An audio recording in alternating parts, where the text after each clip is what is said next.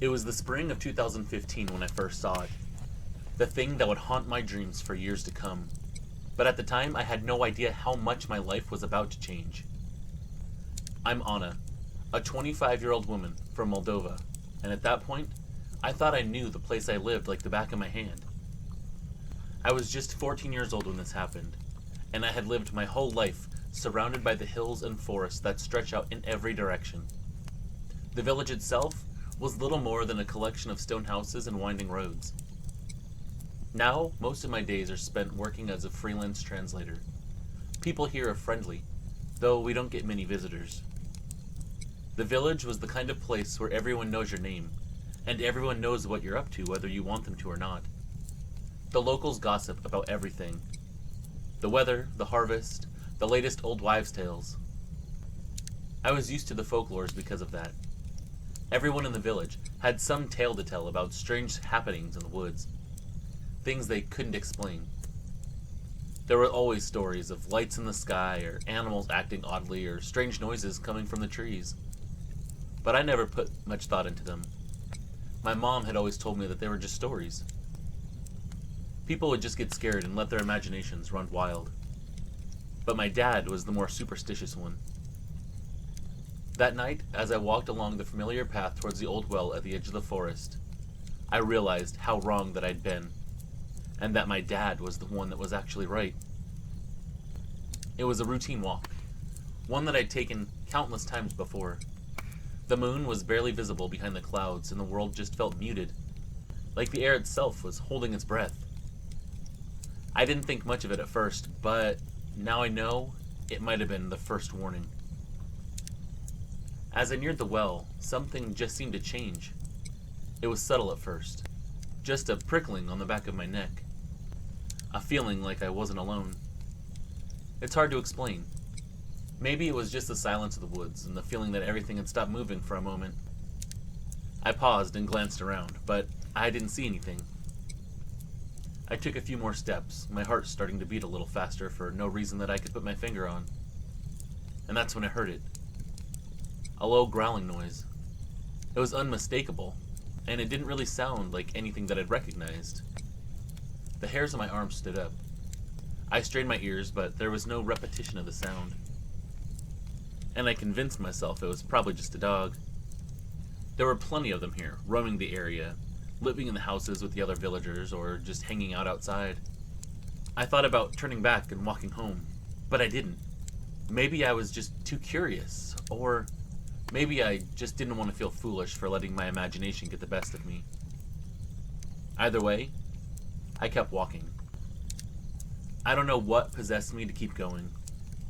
Something about that sound made me curious, though it should have had the opposite effect.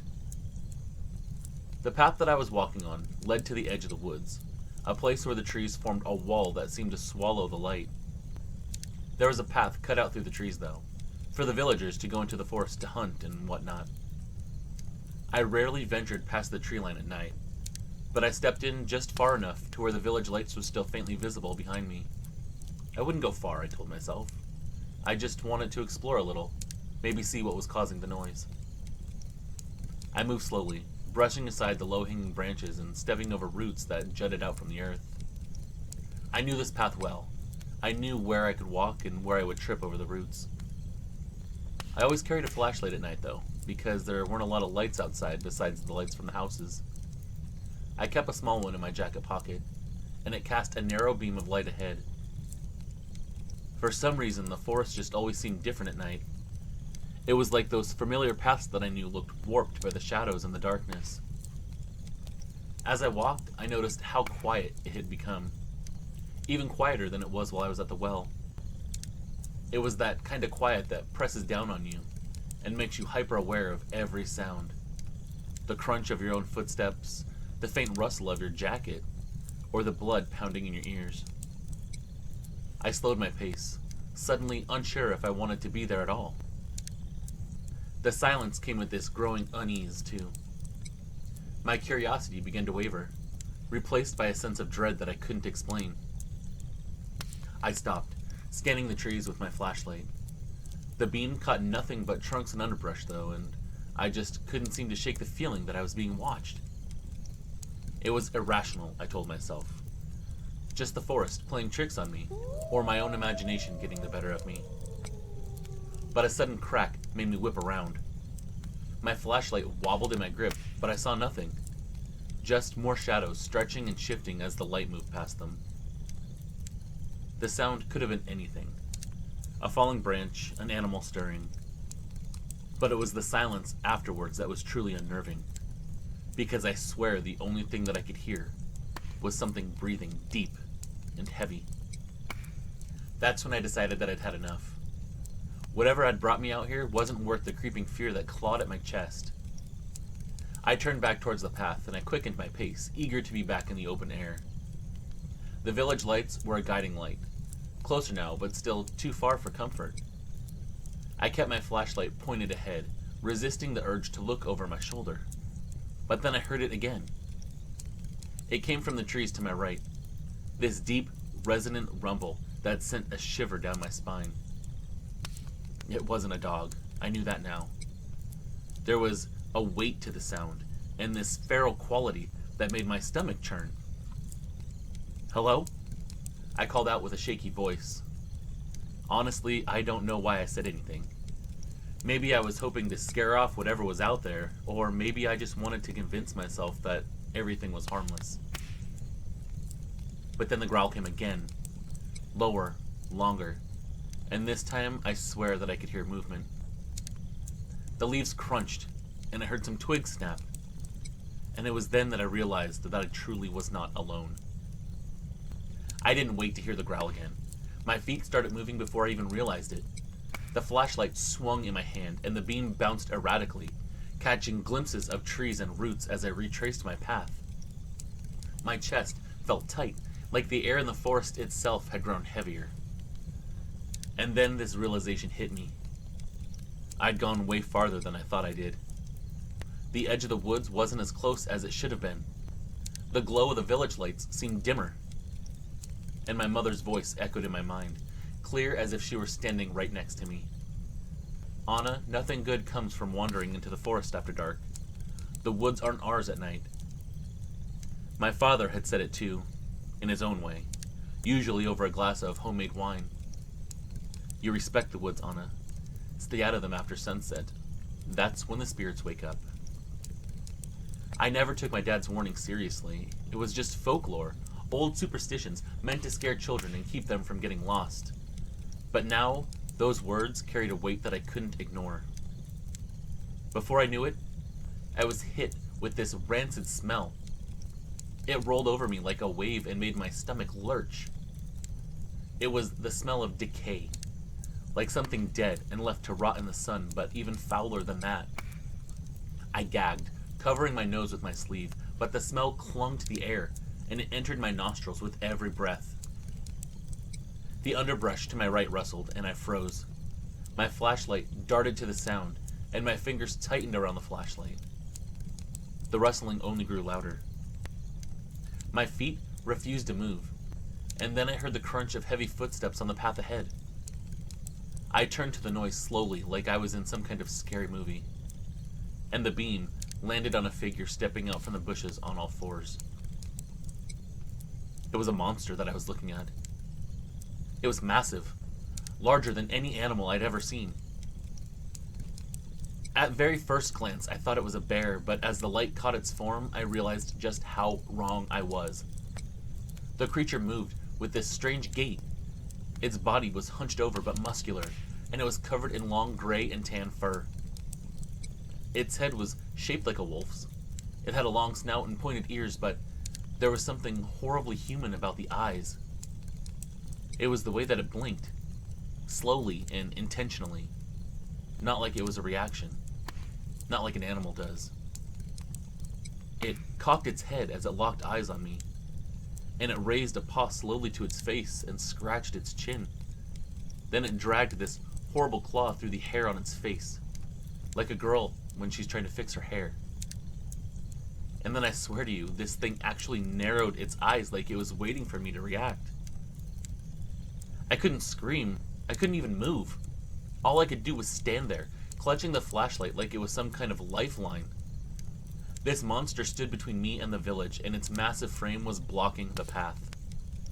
The smell of rot grew stronger, but I couldn't look away. And then that thing let out a low rumble that was deeper than before, and I felt it in my chest. It made my knees weak. I could see the muscles beneath its fur, the way its claws glinted in the faint light like long curved scythes. And it just stared, like it was a man, not an animal. It didn't act like animals do. The creature lowered its head, its ears pinning back as it let out a series of sharp barks that almost sounded like a wolf's, but not quite. There was something off about the noises, something that didn't belong in the natural world. I took a step back, not wanting to move too quickly and set off its instincts to chase me. But when I did, it stepped forward too, keeping the distance between us. It barked again before breaking into a snarl, and the creature's lips curled. I could see sharp yellow teeth. Then it snapped its jaws like a gesture that made its intentions painfully clear. It didn't want me there. The sound of the jaw snapping was like a slap to the face and snapped me out of this frozen state that I seemed to be in. I screamed. The sound just tore through my throat, and the creature flinched at the noise, but only for a second. Its eyes narrowed again, and it stepped forward even more. I turned and ran. I didn't think about where I was going. Didn't care that the direction that I'd chosen led me deeper into the woods. The only thing I knew was that I had to get away. I had to put as much distance as possible between me and that thing. My legs burned as I sprinted. My boots pounded against the ground, and my flashlight swung wildly in my hand. Behind me, I heard the sound of movement of something heavy crashing through the underbrush. I tried to run faster, but it seemed that the forest was working against me. Branches were clawing at my arms and my face. Roots felt like they were reaching up to trip me, and even the ground was uneven and made me feel like I was running in some kind of diluted funhouse. The footsteps behind me were quickening. It wasn't a full sprint. It wasn't like it was trying to catch me. Not yet, at least. And then I realized something that made me start to cry. It wasn't hunting me. It was hurting me. The creature's barks came again, and they were sharp and aggressive, urging me forward, and I knew in my gut that it was trying to steer me somewhere specific. Maybe drive me deeper into the forest, away from the village, away from safety. I glanced back over my shoulder. It's a mistake that I still regret. A mistake that I immediately regretted even back then. The flashlight's beam caught the creature as it loped after me on all fours, and the snarl looked like it was actually smiling at me. It wasn't just chasing me. It was enjoying this. Please, I gasped. I wasn't even sure who I was pleading to. God? Fate? The creature itself? The thought of stopping, of facing whatever this thing was, didn't even register. My body was moving on instinct at this point. And then I heard a voice. Hello? Is someone out there? It was faint at first, but unmistakably human. It was a man's voice, shouting into the darkness, asking if somebody was out in the forest. For a brief moment, I thought that I had imagined it, but it came again. Is someone out there that needs help? I almost sobbed with relief. Without thinking, I screamed, "Yes! Help me, please!" The sound of my cries seemed to agitate this creature, but I didn't stop. One of my neighbor's voices was out there, and that meant safety. The underbrush rustled violently, and the growl cut off abruptly. I glanced over my shoulder, terrified of what I might see, but the flashlight beam showed nothing. The creature was gone. I didn't waste that opportunity. I turned and ran back towards the village as fast as my legs could possibly carry me. And after a while, I could finally see him. A figure standing at the edge of the forest, holding a rifle in one hand and a flashlight in the other. It was Jorge, my neighbor, his voice ringing out again as he called my name. "Anna, is that you?" All I could do was scream, "Yes, it's chasing me, help." Jorge's expression changed immediately. He must have heard it too. The crashing of the branches, The growling and barking, the sound of something heavy speeding towards us. He yelled at me to get behind him and raised his rifle. I didn't need to be told twice. I scrambled to his side, almost dropping as I tried to catch my breath. The smell of decay still clung to me, and I could feel tears running down my face, but I couldn't stop trembling long enough to wipe them away. In the forest came another sound. A scream. Not a human scream, but something primal, and it sounded enraged. A noise that made even Jorge take a step back. He didn't wait to see what it was. He raised the barrel to the sky and fired a warning shot. The crack of the rifle was deafening and echoed through the forest and the village, and for a moment, everything went still. And then came another scream from that monstrous thing. But this time it was even more furious. And then the sounds of that creature started to get quieter, like it was running back in the other direction. I collapsed to the ground, my legs unable to support me any longer. Jorge crouched beside me, his eyes moving back and forth from me to the forest.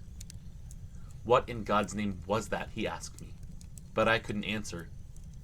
The only thing I could manage was a choked whisper. It was chasing me, I told him. Jorge didn't hesitate. He slung his rifle over his shoulder and scooped me up in his arms and told me that he was going to get me home. I buried my face in his shoulder, too exhausted and terrified to argue, and I sobbed.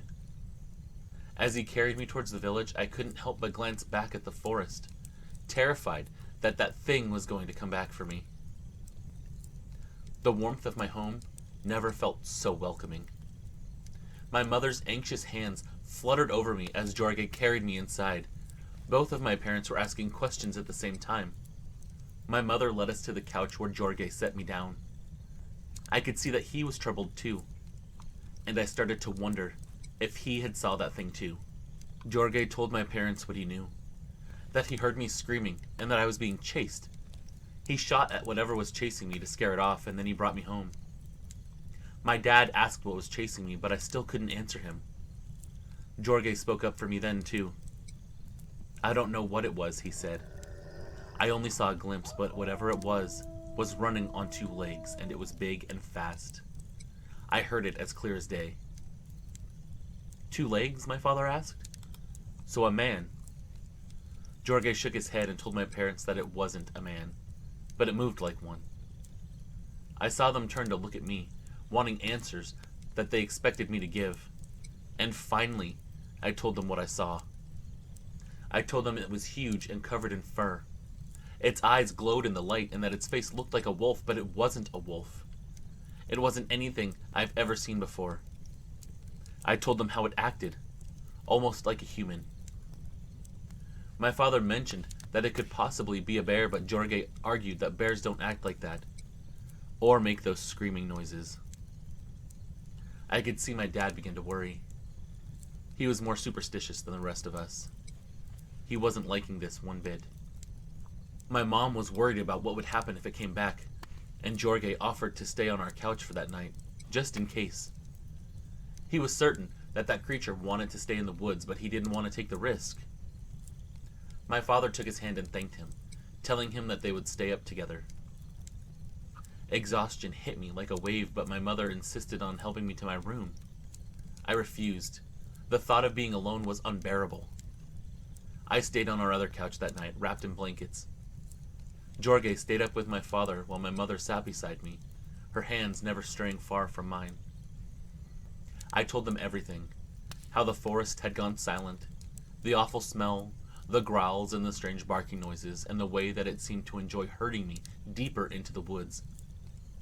Jorge listened, nodding occasionally. When I finished, my father sat back in his chair, his face pale. "Demons," he said. My mom sighed, not wanting to talk about superstitions again, and Jorge agreed that it wasn't a demon. But he also said it wasn't an animal. This was something else. At some point that night, the exhaustion finally got the better of me, and I managed to fall asleep. When I woke, it was morning, and my mom was cooking for the 4 of us. My dad went with Jorge to find any signs of the creature, but there was nothing to be found. Luckily, I never saw it again either. Not in the woods or near the village anyways, but I have had nightmares of that creature often since that horrible night. Whatever it was, it seemed content to vanish back into the shadows of the forest, leaving with me horrible memories and a truth that most won't believe. For almost a year after the encounter, I couldn't step outside after dark. The sight of the woods from my bedroom window made my chest tighten even during the day. My parents kept a closer watch on me, forbidding me to wander off alone, even to our garden. Jorge checked on us often, always keeping his rifle close whenever he stopped by. He never talked much about what he saw that night, but I knew it had frightened him too. Over the last decade, I've tried to build a life that feels more normal. I've moved to the nearest city in Moldova for school, and then I stayed for work. The streetlights and the busy streets make me feel better.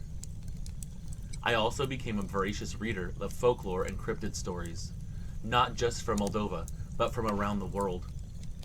I needed to know if someone else had seen what I did, if my experience maybe fit into a larger puzzle.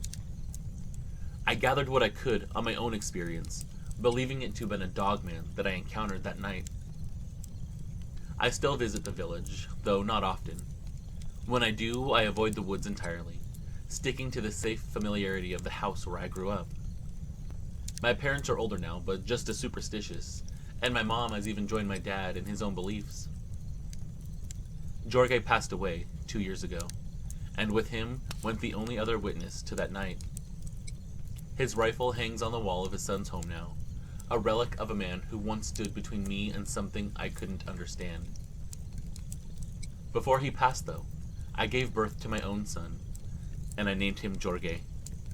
A thank you to the man that is the reason I am alive today, and I take comfort in the fact that he knew just how much he meant to me. Thank you, Jorge. I hope you're resting in peace. And thank you, Tales of the Supernatural, for not only letting me share my story, but for honoring the memory of a very brave man. Thank you.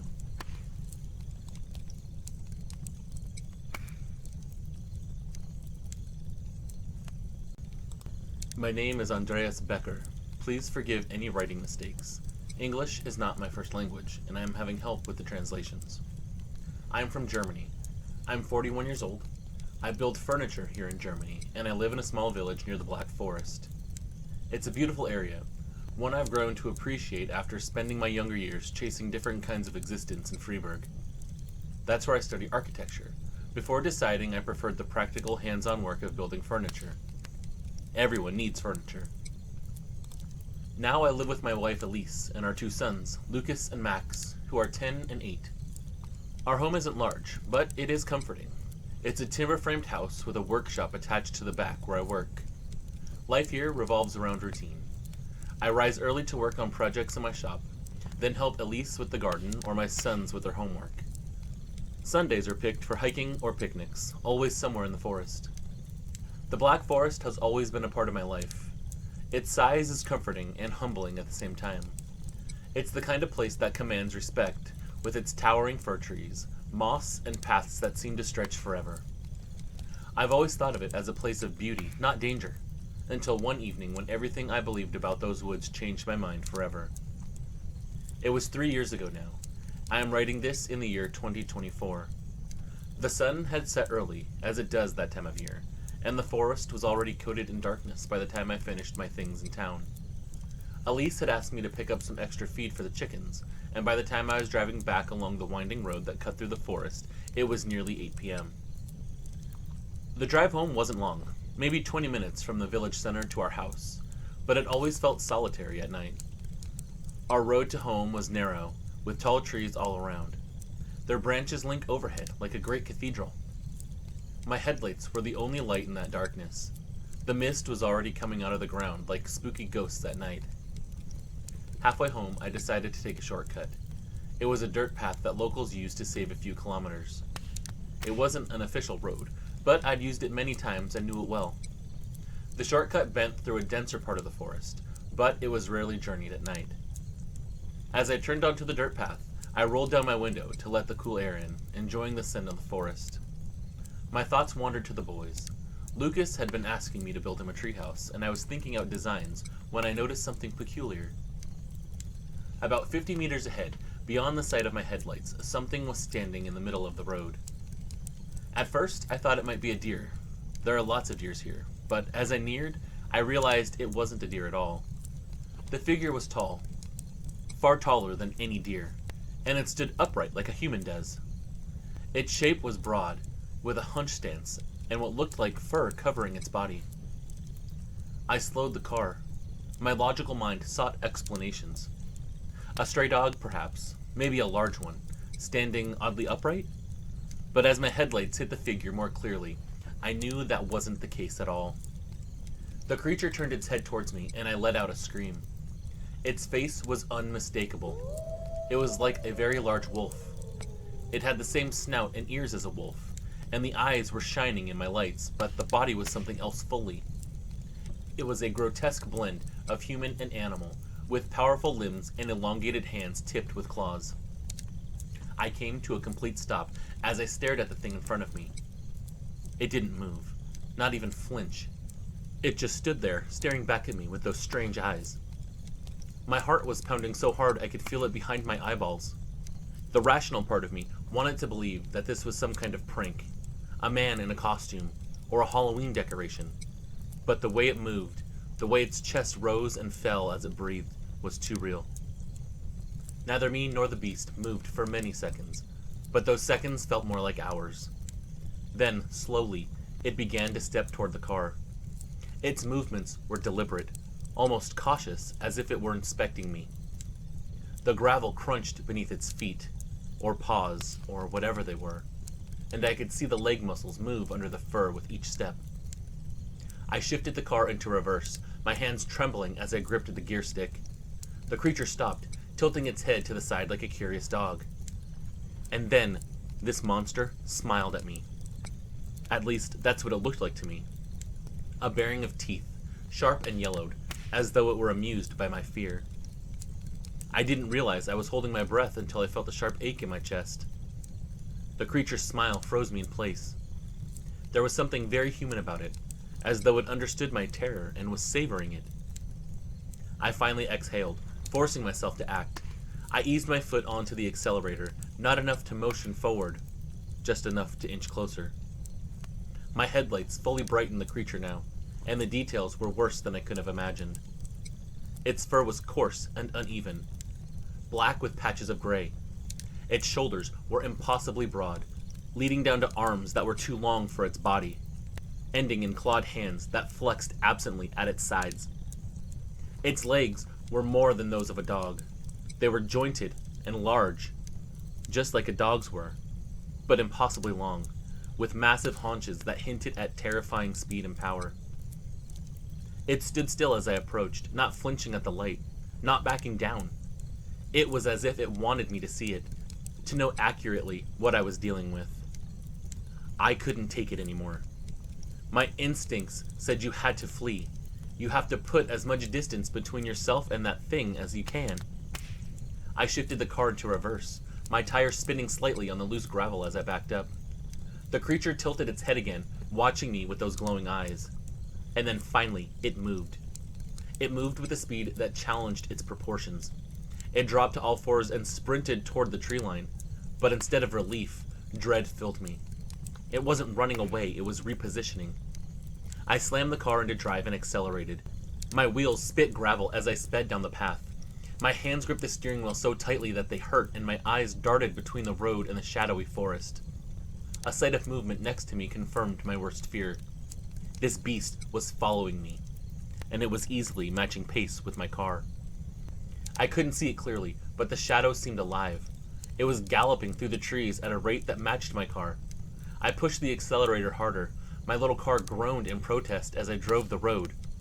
But I had to be cautious, because this road curved, and if I lost control, I would end up at a tree. The headlights were barely enough to even see the path ahead. I spotted an old hunting cabin. That made me know I was halfway there. This cabin was little more than rotting wood at this point. It had been abandoned for years, but it was the only landmark of this road that I could find. I was happy to be closer to the village. but as I neared the clearing, the creature reappeared. It came from the trees on my left, moving so quickly I barely saw it. One moment, the road was clear. The next, it was there in front of me, standing in the middle of the path again, like it had been waiting for me. I slammed on the brakes and skidded as I came to a stop. My headlights caught the face of this thing, and I wish to this day that they hadn't, because its face was twisted into something between a snarl and a grin. Its lips curled back to reveal those jagged teeth. It crouched slightly, its claws scraping the ground. I feared this monster was preparing to pounce and end my life. I panicked. Without thinking, I threw the car into reverse again, and my tires spun as I tried to back away. And then my car stalled. The engine sputtered and then died, pushing me into an awful silence. My hands flew to the key and I tried to restart the ignition, but it wouldn't turn over. I glanced up at this creature. It was moving toward me now, slowly and cautiously. I could hear the crunch of its steps. It didn't seem in a hurry. It was smart enough to know that I had nowhere to go. I locked the doors instinctively, but I doubted it would make much difference. My mind ran, searching for options, but there was nothing. No weapons, no escape. The creature reached the hood of my car and stopped. For a moment, it just stood there, crouching low and staring at me through the windshield. Then it raised one clawed hand and dragged it slowly across the glass. The sound was unbearable. It was a high-pitched screech, and it made me hyperventilate. I flinched, my hands trembling on the steering wheel. Its head tilted again, and for the first time I noticed something curious in its eyes. It wasn't mindless. It was thinking and deciding. And then, as quickly as it appeared, it turned and slowly walked back into the forest. Before it went into the trees, it turned to look at me, and I swear, my friend, it looked like it was laughing at me. It was snarling, showing its teeth, but as it did this, the chest moved up and down quickly, like ours does when we laugh. I am convinced that it enjoyed terrifying me. I sat there, frozen, staring at the creature as it disappeared into the darkness of the trees, watching its shoulders move as it walked, still on 2 feet, back into the depths of the forest. My brain struggled to process what had just happened. Finally, my mind came back to me and I shook off the daze. The engine sputtered to life when I turned the key again, and I didn't waste another second. The tires spun, and I sped down the path as fast as I could, my eyes shooting between the road and the tree line. When I finally reached the main road, I didn't stop. I drove straight home. My hands were trembling when I pulled into my house. Elise came to the door, worried about me, but I couldn't speak. I locked every door and window that night, double-checking each one before finally collapsing on the bed. I didn't tell my dear wife what had happened. What could I say? That I'd seen something that shouldn't exist? That I now believed in monsters? What could I tell the children? The boys would be frightened. Sleep didn't come easily that night for me. Every creak of the house made me sit up in bed, sweating profusely. I didn't sleep at all. I kept replaying that encounter in my mind, trying to make sense of it. My logical mind still searching for explanations, but none of it fit. What I saw wasn't natural. Elise noticed my restlessness and asked me, "What's wrong, dear?" "Nothing," I told her. "It was just a long day." I felt bad for lying, but I couldn't come to terms with what I'd seen yet, let alone tell her what I had seen. Luckily for me, she didn't push the issue further, but her concerned expression stayed with me.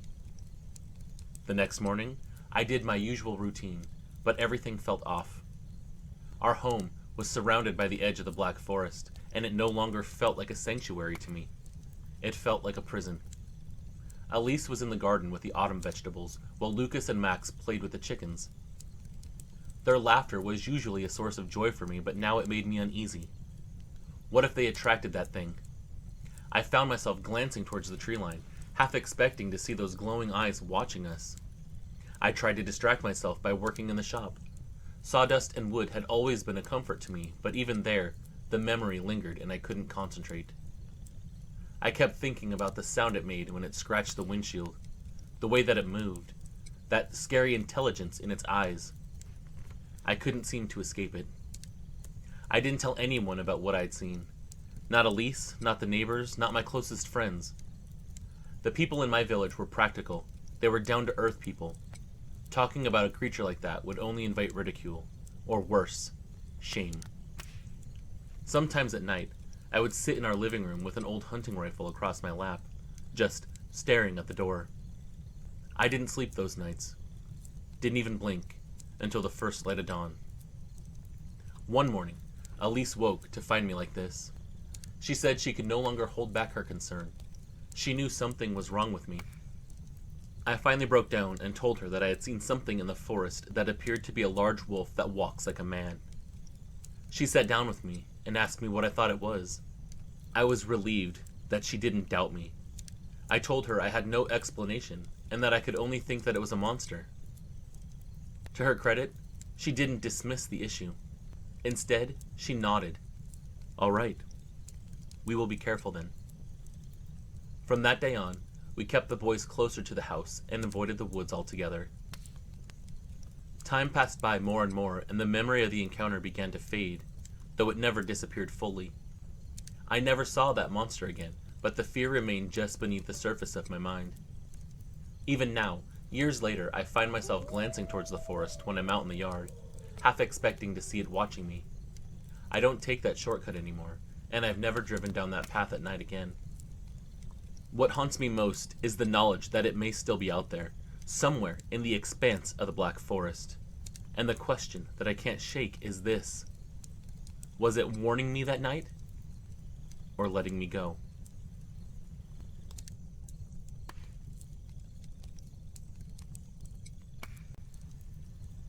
My name is Emily Rousseau, and I was 38 years old when I saw something I still can't really explain.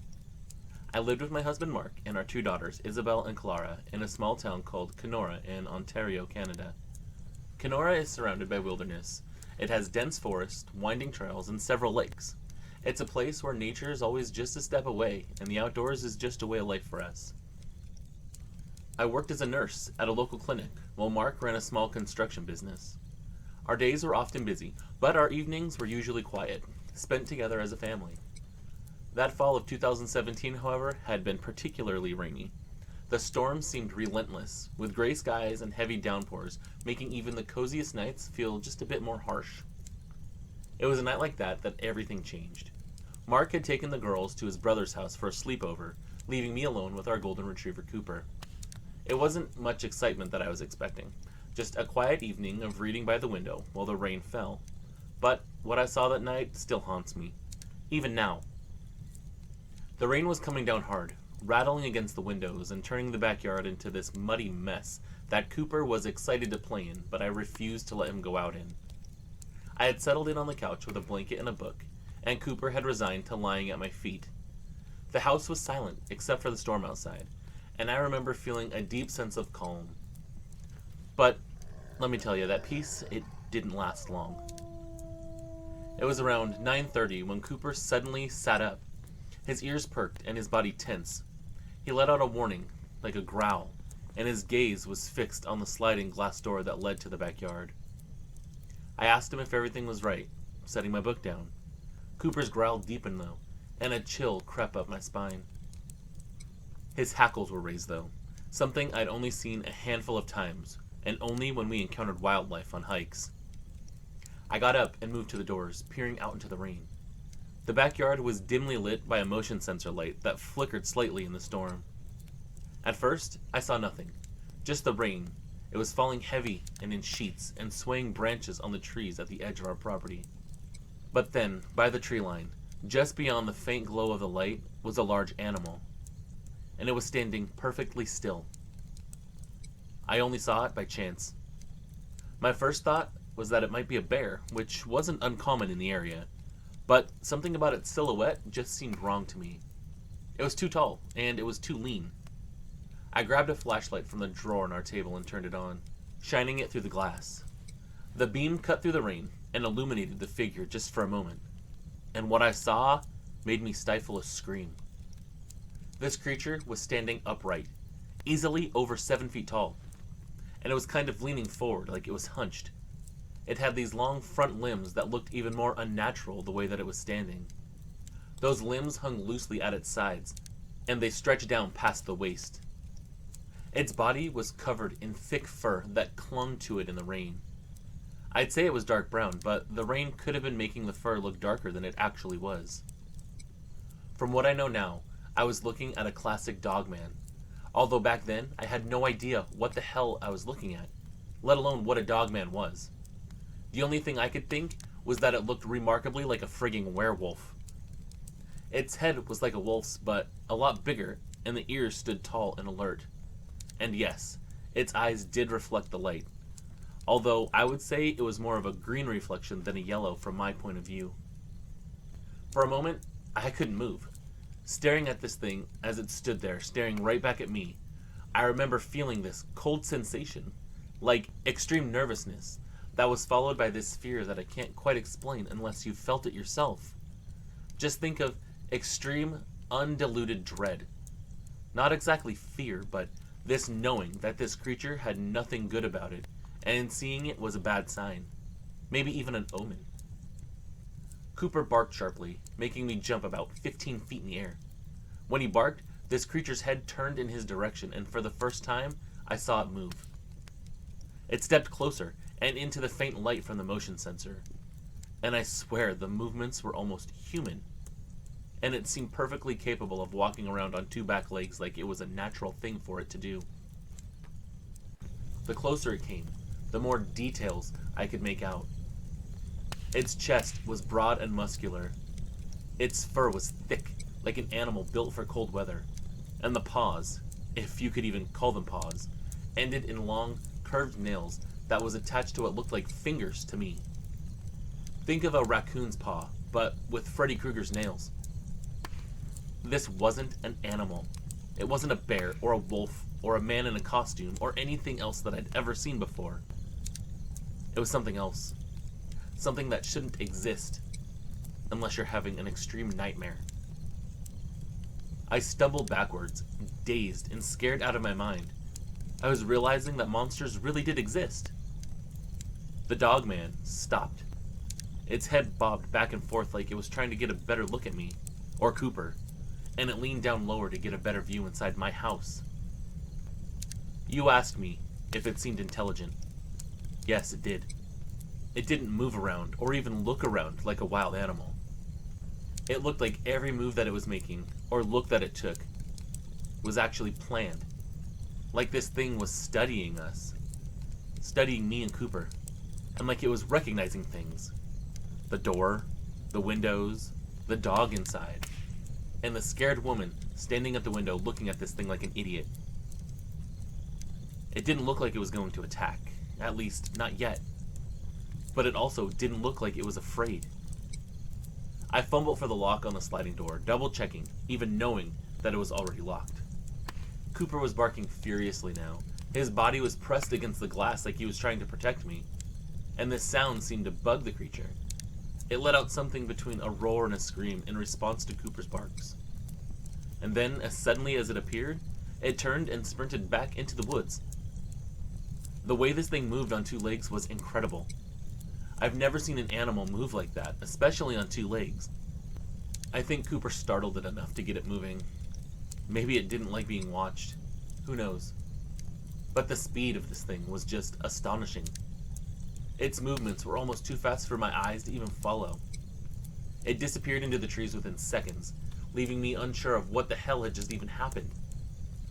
Cooper continued to bark, his nose pressed against the glass, but even he seemed hesitant now. Like he knew that if he went out there, he wouldn't be a match for this thing. For quite a few minutes, I just stood there, staring out into the darkness.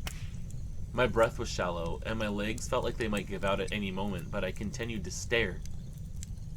I wanted to see if this thing was going to come back. Cooper eventually stopped barking, but he stayed by the door, growling softly like something was still out there. And let me tell you, his barking and his growling, it didn't do anything to calm my nerves. His agitation was making my agitation even worse. I grabbed my phone. I dialed Mark's number, but the call went out. It went straight to voicemail. It was a stormy night, and cell service here in Kenora is always pretty spotty during bad weather. I considered calling the police, but what could I even say? "Hello, officer. I saw a giant wolf man in my backyard."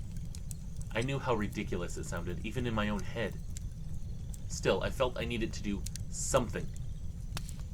The storm showed no signs of letting up, and the rain continued to pound against the windows, so all I could do was close the curtains, double-check all the locks in the house, and try to calm myself down.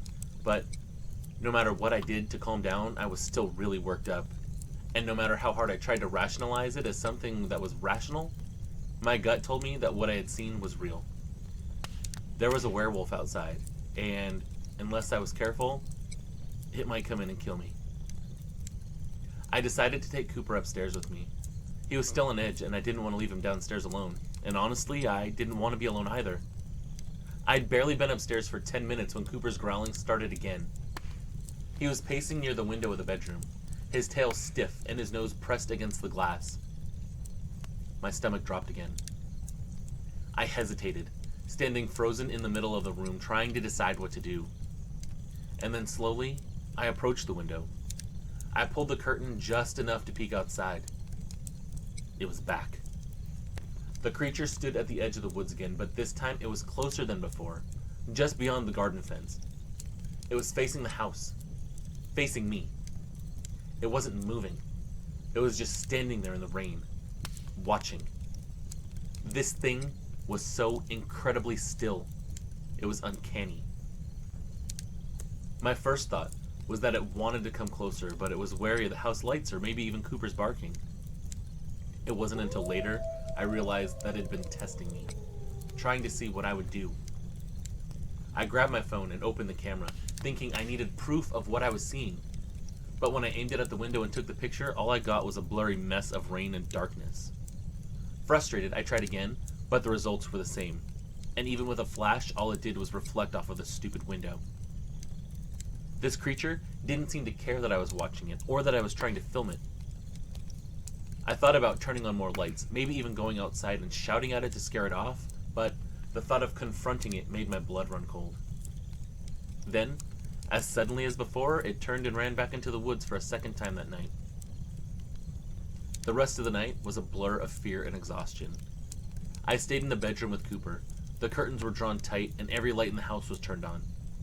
I barely slept, jumping at every sound that the storm made, convinced that that creature was still out there making those noises. When dawn finally broke, the rain had stopped, and the world outside looked eerily calm. Mark came home with the girls around 9:30 in the morning, laughing and joking as they walked through the door, but the sight of me was enough to make his smile disappear.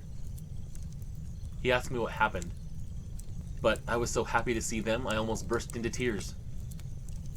I waited until the girls went upstairs before I told Mark everything. He didn't argue, but I could tell he didn't fully believe me either.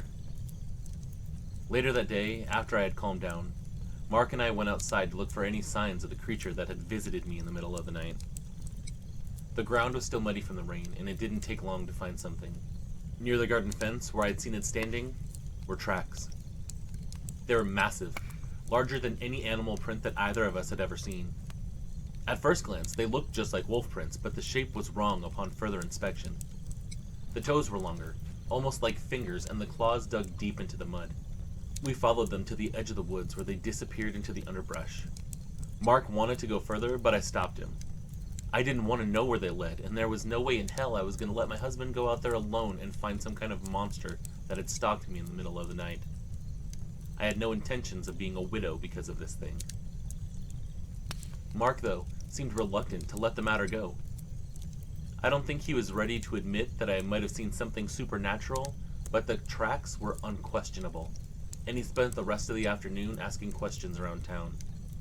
He was talking to hunters and neighbors and anyone who might have seen something strange. Meanwhile, I tried to go about my day at home, but I couldn't shake the feeling that we weren't alone. That night, Mark and I sat in the living room after putting the girls to bed, and Cooper lay at my feet, still on edge from the night before. We left the lights on outside so they would light up the yard and the edge of the woods.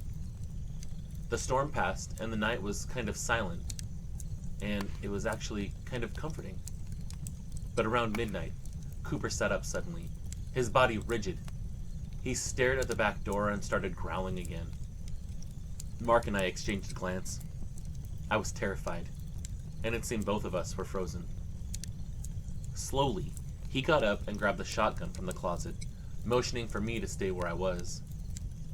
He moved to the door, peering through the glass. I couldn't see his face from where I sat, but I could tell from the way his shoulders tensed that he spotted something. I asked what he saw, but all he whispered was, "It's watching us." I felt my stomach drop again. He said that it was by the garden fence again, and asked me what the hell it was. I asked him what he saw, and he said, "Everything you told me." I moved to his side, even though my legs were shaking. I stayed back from the door, but I tried to peek over his shoulder. And sure enough, there it was. Once again, it wasn't moving, but its gaze was locked on the house again. On us. As we watched it, it just seemed to be watching us. Then, just like both other times, it ran back into the woods. It didn't come back that night. We would have known, because we didn't sleep. Mark talked about it on and off all night, about what it was. He was convinced that it was a werewolf. The days that followed were some of the most stressful of my life. Mark and I kept the house locked up tight and left the outdoor lights on at night. Mark patrolled the edge of the property, was checking for fresh tracks, and making sure that that thing wasn't coming back. For a few nights, everything was fine. But 3 nights later, that damn thing came back again. The storm that had passed earlier in the week returned, and it hadn't stopped the entire day. Mark and I were sitting in the living room. The girls were asleep upstairs, and Cooper started growling again. But this time his growl wasn't low and steady. It was urgent, like he was trying to warn us. Mark grabbed the shotgun, his jaw set. I felt my heart race as I followed him to the back door. Before Mark could do anything, there was a loud thud against the side of the house. It was so powerful it rattled the pictures on the wall. We froze again. The noise came again, but this time from the side window, and a shadow moved past it, huge and fast. "It's testing us," Mark said under his breath. That was enough to almost give me a heart attack. The girls had woken up too and came downstairs. Their faces were pale and they were asking what was going on. "Get upstairs, now," Mark told them. They hesitated, but the sound of another thud sent them scurrying back upstairs in whimpers. Mark and I moved cautiously towards the back door. Cooper was there already, barking furiously. As we reached it, the motion-activated floodlights flickered on again. And there it was. The creature stood in the middle of the yard, fully illuminated for the first time. Before this, I didn't get an appreciation of just how big this thing was. But it was massive. It was drenched from the rain, and the fur clung to its body, which just let us see all the muscles that this thing had. It was staring at us again, and it had this look on its face that almost looked like a sneer. Mark raised the shotgun, and told the Dogman to get back, like it could understand him or something. It didn't move. Instead, it roared at Mark, and eyed the shotgun like it knew what it was. Then it lunged forward a few steps like it was daring Mark to do something. He yelled at me to get upstairs, but I didn't argue. I ran for my girls. Cooper followed me up the stairs, barking all the way. From the bedroom window, I watched as Mark stood his ground, the shotgun trained on that creature. He fired a warning shot into the air and the creature froze. For a moment, I thought the shotgun might have scared it off, but then it bared its teeth, letting out a snarl that was unlike anything that I'd ever heard, even through the window glass. Mark aimed the shotgun directly at it this time, and shouted at it to go. The creature growled again, but after a long, tense moment, it backed away. It didn't run. It just simply turned and loped back into the woods like Mark had called its bluff. He came inside, soaked and shaking, and I could see the terror in his eyes as I ran downstairs to him. He set the shotgun down against the wall and locked the door behind him. I asked him if it was gone. He just turned to me and said, "For now." That was another sleepless night, and Mark stayed by the window with the shotgun while I stayed with the girls, trying to keep them calm. My poor kids didn't sleep much that night either. The next morning, Mark and his friends Charlie and Eric scouted the woods for hours, following the tracks that led away from our yard. When they returned, their faces were grim. Mark told me that the tracks didn't just disappear. They led to a clearing about a mile in. They think that's where it denned, and it looked like it had been there for a while. There was an area that looked like maybe it slept there too, under a big thicket. And they found animal bones around the area too. Mostly deer. We got more security lights after that. And because of Charlie, Mark got a more powerful rifle. The traps that Charlie and Eric set didn't catch anything, but a few were triggered. Probably by deer or other wild animals, though, is what Eric told me. The woods stayed quiet after that, it seemed. Whatever had been stalking our property apparently decided to move on. Mark and I even talked about selling the house, but it wasn't as simple as packing up and leaving. The girls were settled into a really good school, and we couldn't afford to just uproot our lives and move on. Still, we made changes. We put up a reinforced fence around the property. Floodlights were installed in every corner of the yard, and Mark kept the hunting rifle close at all times. I even learned to shoot the thing. I stopped going near the woods, even in broad daylight. It was just that the sight of the trees made my skin crawl. Isabel and Clara weren't allowed to play outside unsupervised anymore either. And after what they witnessed, they didn't argue with it. 7 years have passed, and we still haven't seen it again. And so life continues.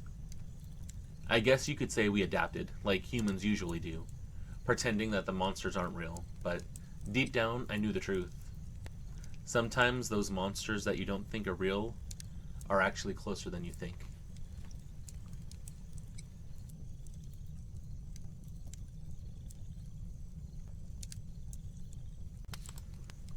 Hello, my name is Elena Morozova. I'm 57 years old, and in 2001 I was a history teacher in the small Russian village of Chidovo, which is about 2 hours from St. Petersburg. I balanced the work at school with raising my daughter Yulia, who was 8 at the time.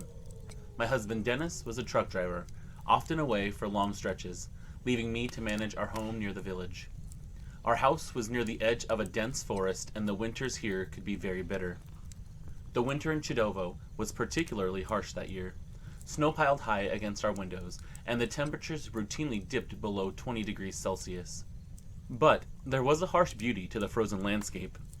The snow-covered trees looked like soldiers guarding a pristine kingdom, and the moonlight transformed the forest into a realm of silver and shadows. It was during one of these long cold nights in late February that my encounter happened. An event that still haunts me over 2 decades later. It was a Friday evening, and Yulia was fast asleep in her room. Her small figure was buried beneath layers of thick blankets to keep warm from the bitter coldness outside. Dennis was on a long haul, and I had stayed up late grading essays by the glow of the dim lamp. Outside, the wind was howling loudly, rattling the windows and filling the air with an eerie loudness. Despite the warmth of the fire in the stove, a chill lingered in the air, one that I attributed to the relentless cold. I remember looking at the clock. It was nearly midnight. My eyes were heavy, and I decided to call it a night. As I reached to extinguish the lamp, I heard it. A strange noise coming from outside. At first, I thought it was the wind playing tricks on me, but then it came again. It sounded like a growl, and it sent shivers down my spine, because it was unlike anything that I'd heard before. Neither a wolf's howl nor the bark of a stray dog.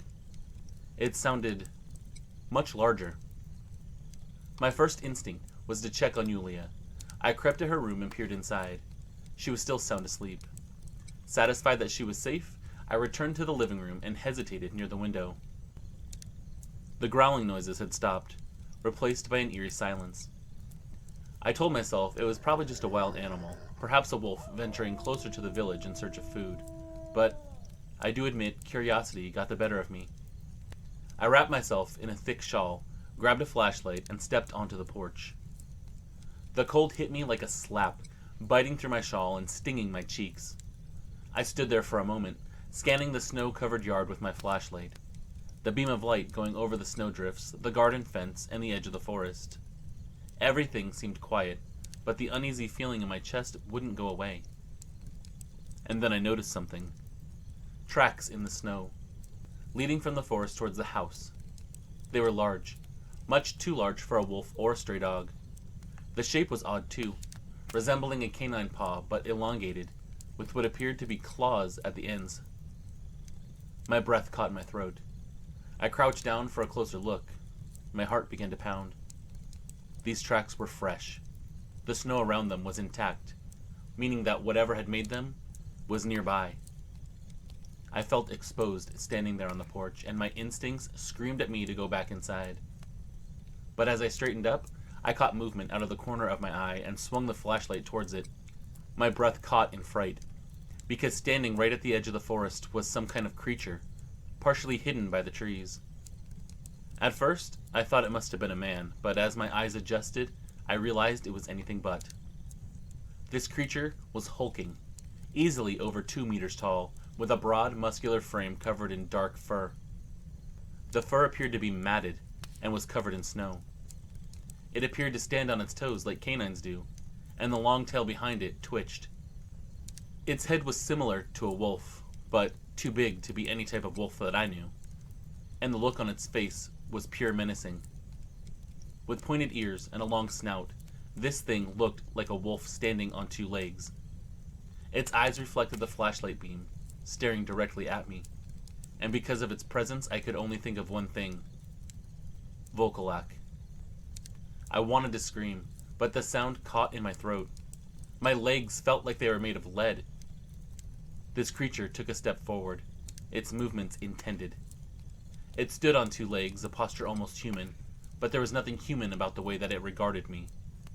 It looked as if it was stalking me. This creature then took a few more steps forward and I stumbled back, the wooden planks of the porch creaking beneath me. My flashlight trembled in my hand. The beam wobbled over the creature's enormous body.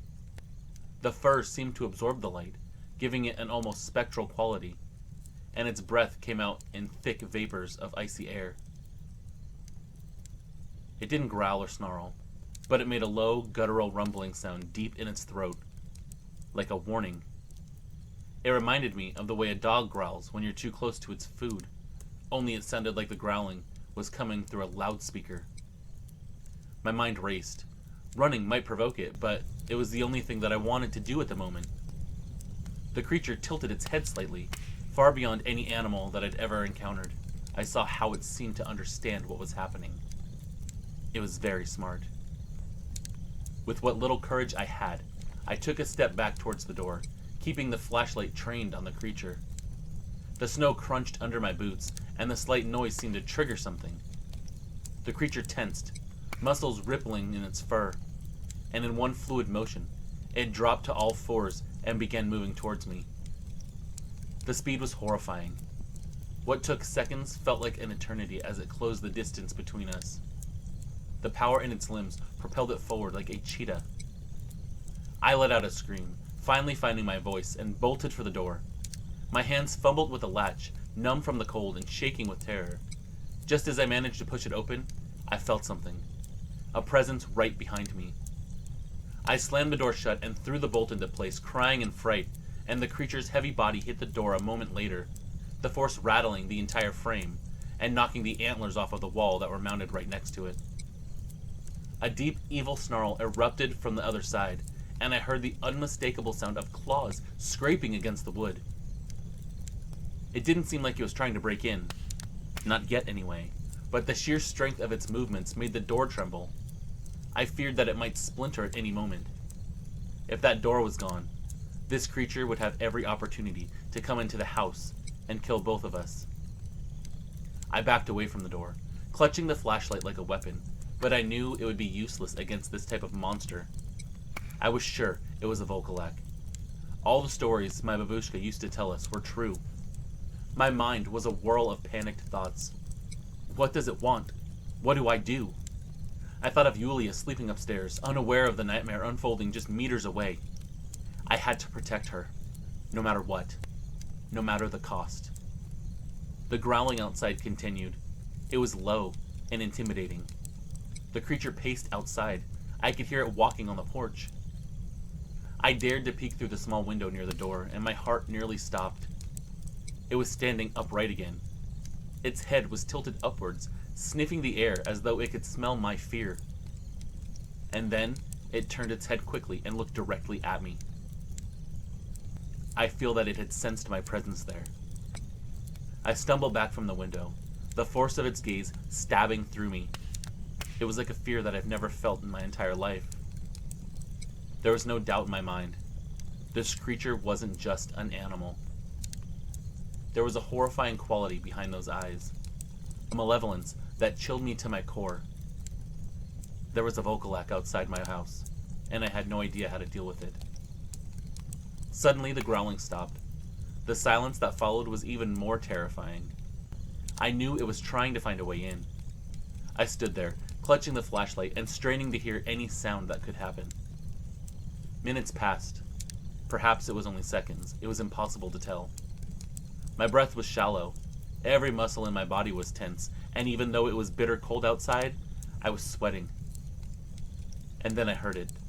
Something moving through the snow, but further away now. I crept back to the window and peeked out cautiously.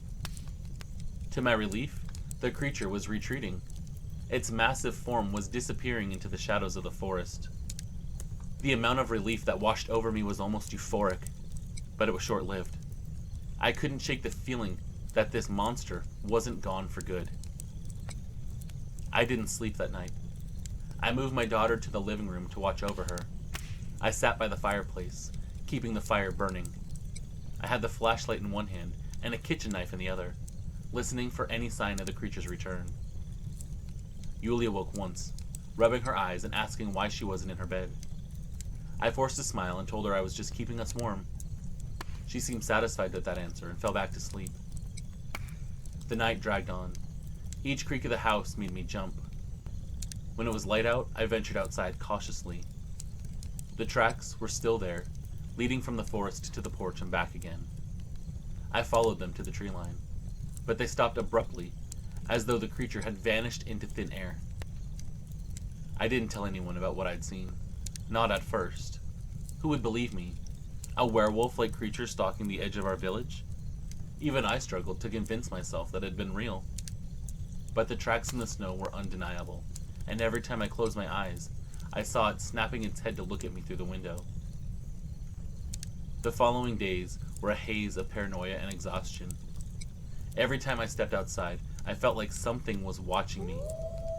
I took the long route along the main road when I had to travel anywhere. I watched the trees on either side, thinking that that creature might leap out at any moment. At home, anytime a stray dog barked in the distance, it set my nerves on edge. I kept the doors locked all the time, and I moved Yulia's bed to my room, under the pretense of keeping warm, of course. I didn't want her to question anything about a monster that could be outside. Luckily, she didn't question my decision to move her bed into my room. She was thrilled to sleep close to me. One evening, about a week after the encounter, my neighbor, Vasily, stopped by. He was a retired teacher himself. He had a wealth of knowledge about the local wildlife, and often shared stories of his time in the wilderness. He noticed my unease immediately. I hesitated, debating whether to tell him or not. He was a practical man, but something about his presence felt reassuring, and before I knew it, the story tumbled out of me. I described the tracks. I described the creature. I described its unnatural posture and the intelligence that I thought I saw. To my surprise, he didn't laugh. Instead, his expression grew serious. He told me that I wasn't the first person to see something like this. And back when he was a younger man, there were reports of hunters and loggers. They told stories of the Vokalak. Most thought it was just superstition, but just once, he thinks that he caught a glimpse of something too. It was big, and it was moving through the trees. I asked him if he really thought the Vokalak was real. He didn't know, but he didn't deny it either. He said whatever it is, it's best to stay away from the woods at night. His warning stayed with me, and I kept Yulia close to my side whenever we were outside.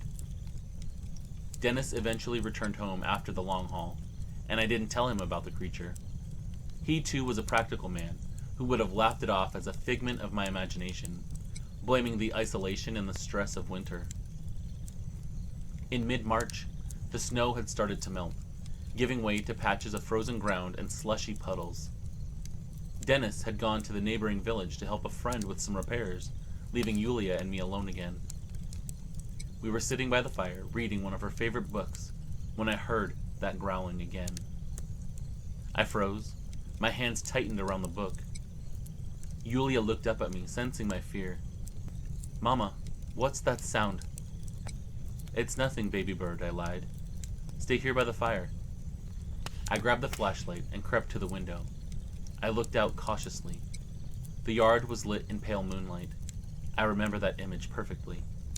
At first, I didn't see anything, just the bare branches of the trees swaying in the wind. But then I caught movement near the garden fence. The Vokalak was back. It was crouched low, its head turned slowly towards the house, and I knew that it had seen me. Its eyes reflected again, and I could see the same malevolent intelligence as before, and I could feel its gaze even through the glass. My breath fogged up the window as I stared. I felt paralyzed. It began to move, this time not as cautiously. It was stalking towards the house.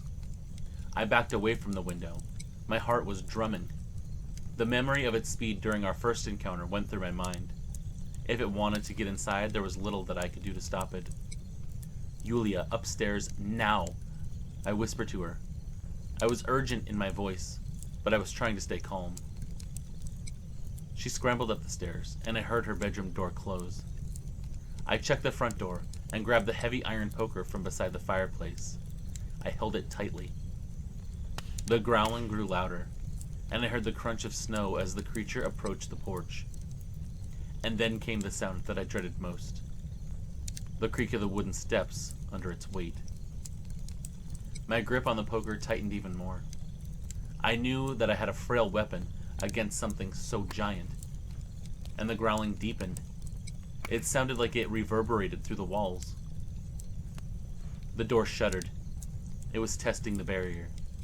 I could hear claws scraping against the wood. I forced myself to think. If the creature broke through, my priority was Yulia. I had to keep her safe. My mind raced for a plan, but the options were limited. The nearest neighbors were half a kilometer away, and I doubted they'd hear a scream over the storm. The only thing separating us from this monster was a wooden door, and it wouldn't hold long if it truly wanted in. The scraping stopped. For a moment there was silence. I strained to listen, and then I heard the sound of claws scratching at the side of the house, followed by a thud as it leapt onto the roof. It was so smart, even smarter than I'd anticipated. It was testing for another way in. I grabbed a chair and jammed it under the front door handle. Then I ran upstairs to check on Yulia. She was hiding under her bed, clutching her stuffed rabbit to her chest. "Mama, what is it?" she asked. I could hear the fear in her voice. "It's just an animal, baby bird," that I lied again to her. I knelt beside her and brushed her hair back. "We're safe here. Stay quiet." A loud thump on the roof made us both jump. The creature's movements were heavy. I pulled Yulia into my arms, trying to shield her from the sound. I felt helpless, and the iron poker was left downstairs, far out of reach. Just when I thought the nightmare couldn't get worse, I heard another sound. It was faint at first, but it continued to grow louder. It was a dog barking, followed by another, and then another. I recognized the distinct barks of Vasily's pack of hunting dogs. Relief flooded through me as their barking grew closer, and it was accompanied by his shouting. I could hear that thing out there growling like it was angry, angrier than anything that I'd ever known. The thumping on the roof stopped, and then a terrible howl pierced through the night. It was a supernatural sound that made my blood run cold. It was a mix of anger and frustration, but also man and animal. That barking intensified. I heard Vasily shouting commands to get away.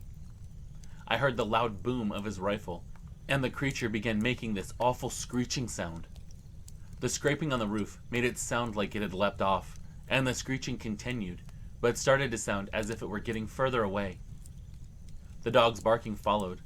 It sounded like they were chasing it deeper into the forest. Still, I didn't dare move. After a while, I worked up the courage to go downstairs. Yulia clung to me, refusing to let go.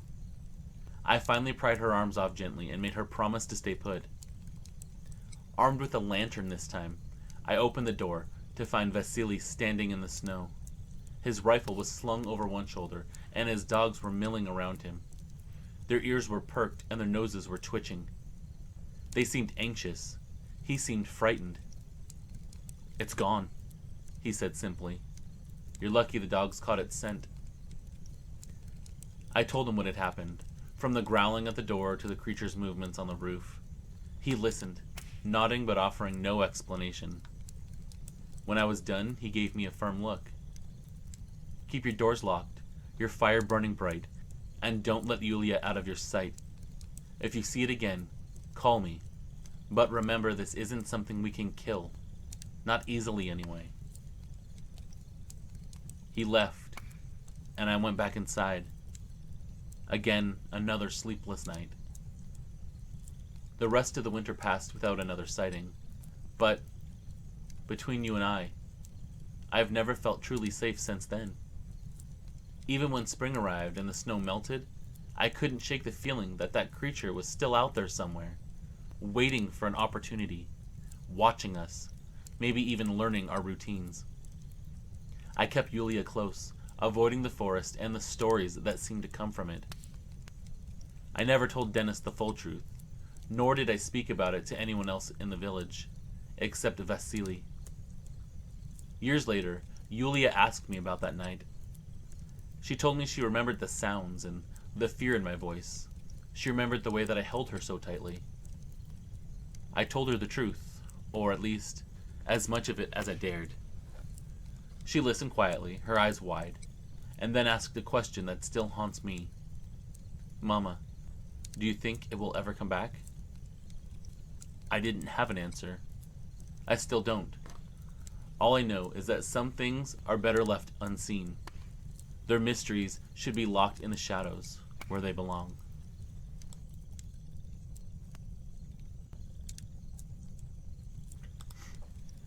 My name is Arav Sharma. I am 28 years old, and I live in a small village nestled in the hills of Himachal Pradesh. I grew up in this area, and despite the beauty and calmness that surrounded me, I always felt there was more to these forests than meet the eye. Today, I'm a forest guide. My job takes me through the dense forest of Himachal Pradesh and Jammu, guiding tourists through the rugged terrains and teaching them about local wildlife. I have always been fascinated by nature and its mysteries, especially the stories that older villagers would tell me as a child. I live with my two younger brothers, Raj and Vijay. Raj is 24 and works as a teacher in the village school, while Vijay, the youngest at 20, is still studying and helping out with the farm. Our parents passed away in a car accident a few years ago, and since then, the three of us have been living together, trying to hold things together. Our family home, built from stone and wood, sits on the edge of this forest. It's isolated, but we're used to the quiet and the sounds of wildlife. The three of us are a close-knit family, and our shared history in these hills runs deep. I've always had a deep respect for the land and its secrets, but I'll be honest, there's a part of me that never fully understood or believed the supernatural stories that circulate in our village. Most of the villagers talk about creatures that wander the forests at night. Stories of ghostly apparitions, creatures unknown to man, and mysterious beings that leave strange footprints behind. I was skeptical, thinking it was all folklore, but what happened that night changed my perspective forever. It was late in the summer of 2016 when everything happened. My brothers and I had just returned from a long day of exploring the forest. We'd been trekking through the northern parts of Himachal Pradesh near the border of Jammu and Kashmir. The sun had already dipped low below the horizon, and the forest was getting darker. We were near a small clearing just off the main trail, a place we had visited many times before. It was an area that had always felt strange to me. There was something about the air here that made the hairs on the back of my neck stand up. It wasn't that I'd ever seen anything out of the ordinary, but the feeling of being watched had always lingered in this spot. That evening, as we were packing up to head back home, I heard something odd in the distance. It sounded like a scream, but not a scream of a person. It was more animalistic. At first, I thought it might just be a bear, or perhaps a wild dog. The forests here are home to many animals, including wild boar, Himalayan brown bears, and even leopards. But this roar wasn't quite like anything that I'd ever heard before. It didn't belong to any of the animals that I was familiar with. I looked at my brothers, who were already putting their things together. Raj noticed my hesitation and asked me what was wrong. I told him I heard something that sounded like a scream. VJ has always been the curious one. He stood up and peered into the dense underbrush. He said it was probably just a bear, and that there was nothing to worry about. But something in the air felt like it had changed. I could feel it. The air itself felt electric. The trees seemed quieter than usual too, and the birds that had been chirping earlier had stopped. As I looked around, I noticed there was no animal in the entire forest that was talking. It was as if the entire forest had gone completely still. I knew that animals in the wild can often sense danger long before humans can, but I wasn't sure what to make of this feeling. Even the insects had stopped singing. We decided to continue on the trail, but as we walked deeper into the forest, the scream came again. And I want to take this moment to say yes, the scream that I heard did indeed sound like the link that you had sent me of the movie that you call An American Werewolf in London. Although I have never watched the movie myself, and quite frankly, I will never watch it, because these things scare me now more than they did before. When I heard that scream for a second time, I froze. It was too human-like to be a bear, or any other animal. It sounded like something far larger, and perhaps far more dangerous. Raj was starting to get anxious now, as he heard the scream too. Arav, maybe we should turn back, he told me. I think we should, I agreed, but before I could turn, there was movement out of the corner of my eye. I looked and saw a pair of eyes glowing faintly in the darkness. I stopped. My brothers had already turned around as well, and they saw it too. What is that? VJ whispered. The creature stepped forward into the light, and my eyes became saucers. It was taller than any man that I had ever seen, easily close to 8 feet tall. Its body was covered in tan fur that had mats or almost dread-like appearances at some points, mostly around the chest and the thighs. It had the muscular build of an apex predator. But it wasn't just any animal. Its head was unmistakably that of a dog, but far larger than any dog I had ever seen. Its ears looked like triangles on the tops of its head. Its teeth were sharp, and its eyes glowed with an eerie yellow reflection. The creature's posture was upright, almost human-like, yet it had the gait of a wild predator. It was this weird hybrid, something from nightmares. It looked like a monster. The scream that we had heard earlier was coming from this thing, and now it was growling, but the growl didn't sound like a dog or a wolf. It sounded like some kind of wild beast from my worst nightmares. It was staring at us. I could feel the weight of its hunger and its dominance. It was a predator, and we were the prey. I took a step back, but Raj and VJ were frozen in place. We could all feel it. This creature wasn't just wild. It was assessing us. It was curious. The creature took a slow step forward, and with that, Raj broke from his trance and yelled at us to run. The three of us turned and bolted. My heart pounded. My chest felt like it might explode. All three of us sprinted down the trail. I could hear it behind us, running, sounding like it was still on 2 legs. It was chasing us. I feared what it would do when it caught us. I glanced over my shoulder and saw it coming closer. We could never outrun it. I yelled to my brothers to keep running, but the sounds of this creature's growling and hooting were deafening. It was like a nightmare, the kind you can't wake up from. My legs were burning, but I pushed myself harder, desperate to get away. We didn't stop until we reached the edge of the clearing near our house. The creature was still behind us, but it seemed to hesitate at the tree line, like it couldn't come across this invisible boundary or something. We were gasping for breath. All of our legs felt like jelly.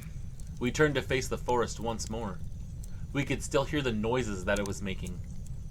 This strange hooting sound and grunting.